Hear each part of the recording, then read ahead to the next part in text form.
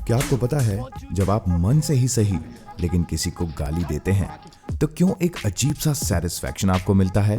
Fuck या बोलने में क्या अंतर है?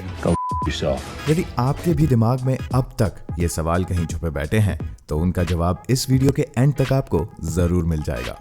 भाषा एक बहुत ही अजीब चीज है। जैसे हिंदी को बोलने के ही हजारों तरीके हम इंडियंस ने ढूंढ रखे हैं। कूले पे डिंपल निकाल देंगे तुम्हारे। कई भाषाओं का ओरिजिन दूसरी कई भाषाओं के कॉम्बिनेशन से बना है, पर गालियां कहां से आईं? ये अब तक एक बहुत बड़ा सवाल है। लोग अपनी डेली लाइफ में खूब गालियां देते हैं। अब तो सच बोल दे के। कुछ लोग गालियां किसी दूसरे व्यक्ति को इंसल्ट करने के लिए देते हैं, तो कई बार बस यूं ही मजाक के लिए भी इनका इस्तेमाल यंग जनरेशन बड़े अच्छे से करती है। कई बार तो बस कुछ लोग अपना पॉइंट प्रूव करने के लिए भी गालियों का इस्तेमाल करते हैं। कुल मिलाकर गालियों का रोल हमारी जिंदगी में बहुत बड़ा है। एक रिसर्च बताती है कि नॉर्मली एक व्यक्ति 6 साल की उम्र से ही गालियां देना शुरू कर देता है। और यही नहीं, लोग अपनी लाइफ का एवरेज आधे से भी ज्यादा % समय गालियां देने में वेस्ट करते हैं। इंडियन कल्चर में गालियां एक बहुत ही लोअर क्लास चीज मानी जाती है, लेकिन क्या आपको पता है ये गालियां फायदे की चीज भी साबित हो सकती हैं? हमारे शरीर की एनाटॉमी कुछ इस तरह की है कि हमारे लिए जिस तरह खाना खाना और पानी पीना अनिवार्य है, ठीक उसी तरह हमारे अंदर भरे स्ट्रेस और भड़ास को निकालना भी उतना ही इम्पोर्टेंट है। और इस काम में गालियां कुछ लोगों के लिए बहुत कारगर साबित होती हैं। गालियों के मामले में हिपोक्रेसी भी बहुत होती है, यानी कि यदि हम किसी के मोटे होने, काले होने या किसी और बॉडी पार्ट को लेकर किसी भी तरह का मजाक करते हैं तो सामने वाला व्यक्ति काफी ऑफेंड हो जाता है। मगर वहीं गालियां ह्यूमन बॉडी पार्ट्स को बहुत ही वल्गर तरीके से बोलने से बनती हैं, यानी कि बॉडी शेमिंग और गालियां देना प्रैक्टिकली सेम है। और यहीं से एक सवाल और उठता है, गालियां हमेशा फीमेल बॉडी पार्ट्स पर ही क्यों होती हैं? क्या आपने कभी सोचा है कि गालियां हमेशा माँ या बहन की ही क्यों होती हैं? कोई बाप या भाई के ऊपर गाली क्यों नहीं देता? माँ की गाली काहे दे रहे रहती भैया? बात अजीब है पर सोचने वाली है। ऐसा होता क्यों है? इसका एक सीधा जवाब हमारे भारतीय कल्चर में ही है। इंडियन सोसाइटी में फीमेल को घर की सबसे बड़ी इज्जत माना जाता है और रामायण के समय से ही औरतों को बहुत ही रिस्पेक्ट दी जाती है। यदि कभी कोई झगड़ा या किसी को नीचा दिखाना हो तो हाथापाई की जगह हम उसके परिवार की सबसे बड़ी इज्जत को टारगेट करते हैं, यानी कि हम इंसान हमेशा खुद की बेइज्जती से ज्यादा अपने किसी परिवार के मेंबर की बेइज्जती को सीरियसली लेते हैं और किसी औरत की बेइज्जती परिवार में सबसे ऊपर आती है। इसके साथ ही इंडियन सोसाइटी में सेक्स को भी एक टैबू की तरह माना जाता है। किसी फैमिली मेंबर के सामने सेक्स शब्द बोलना तक मना है। इसलिए इन दो फैक्टर्स को मिलाकर गाली दी जाती है, जो कि एक बड़ी ही गलत बात है, क्योंकि फीमेल के नाम पर गाली देकर मेल हमेशा खुद को एक तरह से सुपीरियर साबित करने की कोशिश करते हैं। और यही बात है कि कोई भी गाली किसी भी मेल बॉडी पार्ट पर नहीं बनी है। लेकिन आजकल कोई भी इंसान गालियों के इस फॉर्मेशन की तरफ ज्यादा ध्यान नहीं देता, नहीं तो गालियां देना ही बंद हो जाएंगी।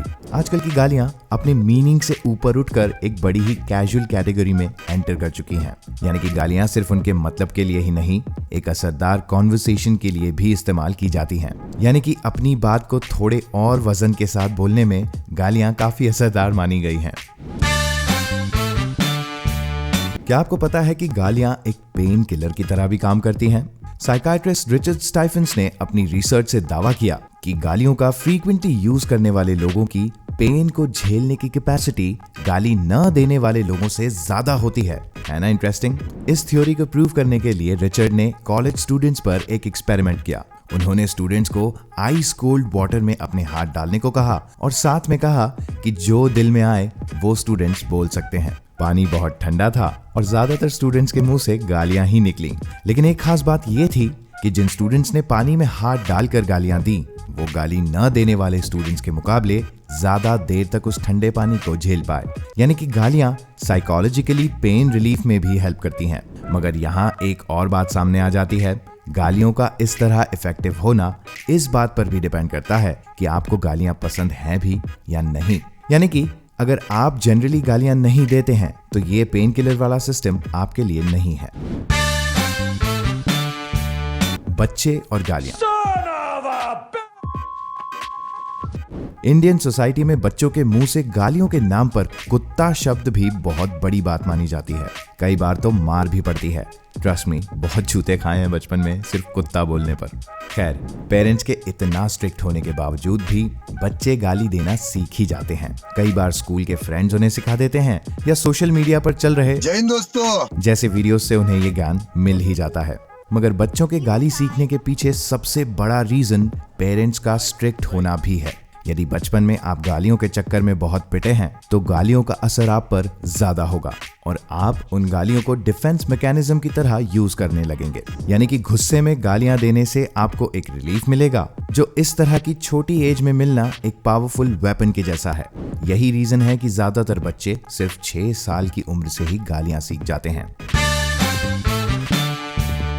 गालियों का अच्छा या बुरा होना पूरी तरह उनके इस्तेमाल पर डिपेंड करता है। हमारे कल्चर के हिसाब से गालियां देना अपने आप में एक बहुत बुरी बात है, लेकिन क्योंकि अब गालियां हमारी सोसाइटी का एक हिस्सा बन गई हैं, तो इनका सही यूज करना ही हमारे पास एक चॉइस रह जाती है। गालियों को कहने के अंदाज से समझ आ जाता है कि वो कैजुअली दी जा रही है या किसी को पर्सनली दी जा रही है, क्योंकि कैजुअली बहुत सारे लोग आपस में बात करते समय गालियों का इस्तेमाल करते ही हैं, लेकिन सीरियस समय पर गाली देने से एक पर्सनल वाइब आती है जो शायद आगे होने वाले झगड़े में कैटलिस्ट का काम भी कर सकती है। यानी कि बात इतनी बढ़ सकती है कि हाथापाई तक पहुंच जाए। मगर वहीं बात करें स्ट्रेस और पेन रिलीफ की, तो ये बात साइंटिफिकली प्रूवन है कि गालियां एक बहुत अच्छा स्ट्रेस बस्टर भी हैं। अब देखा जाए तो गालियों को अच्छे या बुरे की कैटेगरी में कोई डिफाइन नहीं कर सकता, क्योंकि ये एक तरह से अल्कोहल की तरह है। कम क्वांटिटी मेडिसिन है, मगर ज्यादा पॉइजन की तरह भी काम करती है। इसलिए गालियां सही वक्त, सही जगह और सामने बैठे व्यक्ति के हिसाब से ही यूज करें। कहीं गलत जगह गाली देना आपके स्ट्रेस का रीजन ना बन जाए।